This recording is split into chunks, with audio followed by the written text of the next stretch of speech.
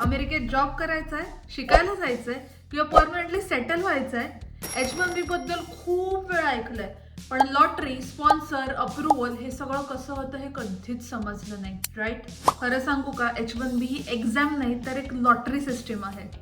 हो, खरंच तुमचं आयुष्य कधी कधी एका लॉटरीवर डिपेंड करतं. आणि आज मी तुम्हाला H1B ची फुल प्रोसेस रिअल लाईफ एक्झाम्पल सकट, साध्या आणि सोप्या भाषेत एक्सप्लेन करणार आहे. आणि आजपासून आम्ही एक नवीन सेगमेंट स्टार्ट करतो जिथे आम्हाला आवडलेल्या काही कमेंट्स व्हिडिओच्या एंडला मी रीड करणार आहे आणि त्या सबस्क्रायबर्सला शाउट आउट पण देणार आहे. आणि बिकॉज आम्ही हा उपक्रम थोडासा लेट स्टार्ट करतोय, तर या आधीच्या व्हिडिओजमध्ये आलेल्या ज्या ज्या छान छान कमेंट्स असतील त्या पण मी अपकमिंग व्हिडिओजमध्ये रीड करणार आहे. सो डोंट वरी, तुम्ही आधीच्या व्हिडिओजवर ज्या कमेंट्स केल्या आहेत त्या मिस नाही होणार.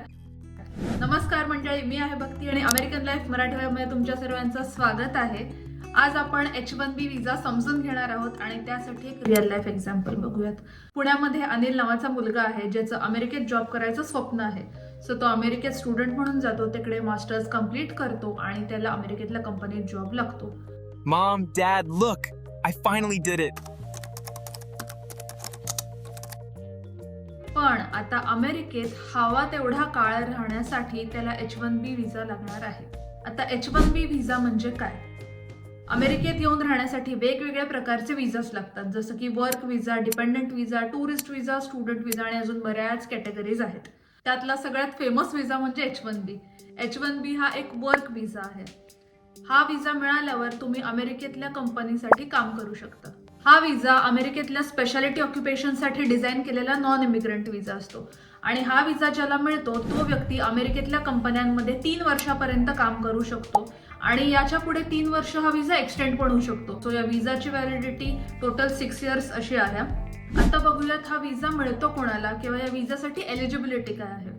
जर तुम्ही इंडियामध्ये वर्किंग एम्प्लॉई असाल किंवा स्टुडंट असाल आणि अकॉर्डिंग टू US त्यांच्या स्पेशालिटी ऑक्युपेशन्स प्रमाणे engineering, IT, science, health care किंवा फायनान्स या फील्ड्सपैकी कोणत्याही एका फील्डमध्ये जर तुम्ही बॅचलर्स किंवा मास्टर्स डिग्री घेतली असेल तर तुम्ही या विजासाठी एलिजिबल आहात.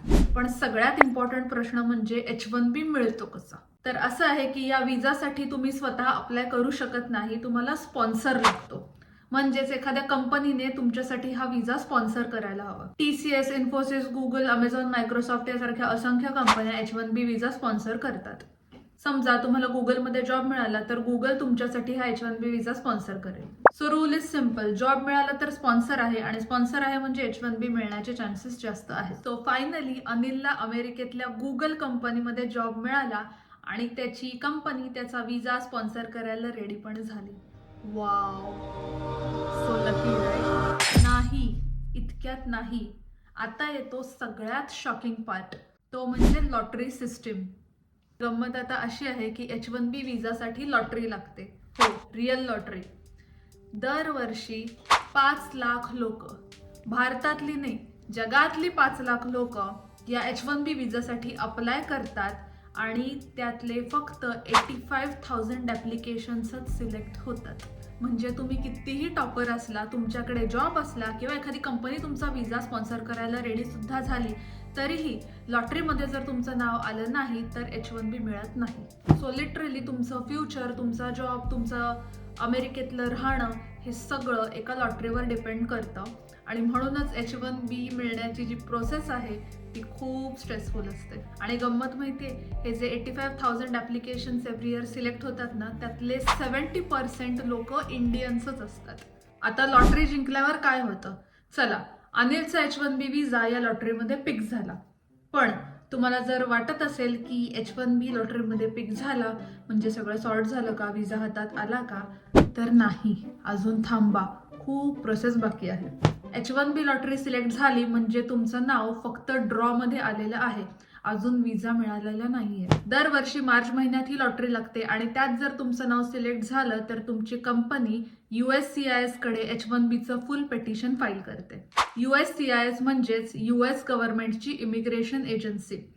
US citizenship and immigration services ही डिपार्टमेंट ऑफ होमलँड सिक्युरिटीच्या अंडर येणारी एक फेडरल एजन्सी असते. हे लोक विजा आणि इमिग्रेशनशी रिलेटेड सगळ्या गोष्टी हँडल करतात, जसं की सिटिझनशिप्स, ग्रीन कार्ड्स, वर्क परमिट्स, विजा अप्रूव्ह करणं, रिजेक्ट करणं किंवा डॉक्युमेंट्स डिले करणं. आणि बिलीव्ह मी, यांच्याकडे खूप पॉवर असते.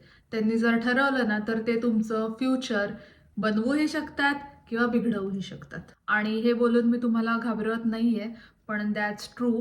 कारण की त्यांच्याबरोबर झालेला माझा एक पर्सनल एक्सपिरियन्स आहे खूप विचित्र, जो मी आत्ता तर नाही पण एका नवीन व्हिडिओमध्ये लवकरच तुमच्याबरोबर शेअर करेन. So coming back to the point, मग USCIS तुमचे सगळे डॉक्युमेंट्स व्हेरीफाय करून तुमची केस चेक करते आणि विजा अप्रूव्ह किंवा रिजेक्ट करते. सो जर पेटिशन अप्रूव्ह झालं तर ऑफिशियली H1B तुमचा स्टार्ट होतो 1 ऑक्टोबर पासून. त्याआधी तुम्ही H1B वर काम करू शकत नाही. सो एका वाक्यात सांगायचं झालं तर H1B ची लॉटरी लागली म्हणजे तुमचं लग्न ठरलं आणि विजा अप्रूव्ह झाला म्हणजे ऍक्च्युअल लग्न झालं. H1B च्या लॉटरीमध्ये सिलेक्ट झाल्यावर हातात विजा मिळेपर्यंत काही अशा टाइमलाईन्स असतात. तर ही आहे ओव्हरऑल H1B ची प्रोसेस. आणि H1B चे फायदे सांगायचे झाले तर एकदा H1B तुम्हाला मिळाला तर अमेरिकेत काम करण्यासाठी लीगल स्टेटस मिळतं तुम्हाला आणि तुम्ही तुमच्या इंडस्ट्रीमधल्या कोणत्याही एम्प्लॉयरसाठी म्हणजे कंपनीसाठी अमेरिकेत काम करू शकता, फॅमिलीला आणू शकता आणि ग्रीन कार्डसाठी सुद्धा अप्लाय करू शकता. म्हणूनच H1B साठी एवढी मारामारी, एवढे फाईट्स चालू असतात कायमच. आणि जसं मी आधी सांगितलं की H1B विजा ही तुमची कंपनी फाईल करते, पण त्यासाठी 2 राऊट्स आहेत. पहिला राऊट असा आहे की तुम्ही इंडियामध्ये जॉब करताय आणि तुमची कंपनी तुम्हाला ऑनसाईट पाठवायला रेडी होते तर इंडियातनंच तुमचा H1B फाईल होऊन जातो. आणि दुसरा राऊट असा आहे की तुम्ही इंडियामधनं ॲज अ स्टुडंट म्हणून US मध्ये येता, इकडे मास्टर्स करता आणि मग इथली कंपनी तुमचा H1B फाईल करते. आता या दोन्ही राऊट्सपैकी कोणत्या राऊटमध्ये जास्त फायदा आहे किंवा कोणता राऊट जास्त इझी किंवा बेटर आहे, तुम्हाला काय वाटतंय? आतापर्यंतची इन्फॉर्मेशन ऐकून तुमच्या लक्षात आलंच असेल की अनिलने राऊट 2 चूज केला, कारण तो इकडे ॲज अ स्टुडंट म्हणून आला, मास्टर्स केलं आणि मग इकडे जॉब मिळवला आणि then he filed for H1B. पण त्याने राऊट 2च का चूज केला हे आता आपण पुढच्या व्हिडिओमध्ये बघूयात. जर तुम्हाला US मध्ये शिकायचंय, जॉब करायचंय किंवा सेटल व्हायचंय तर ही विजाची सिरीज तुमच्यासाठीच आहे.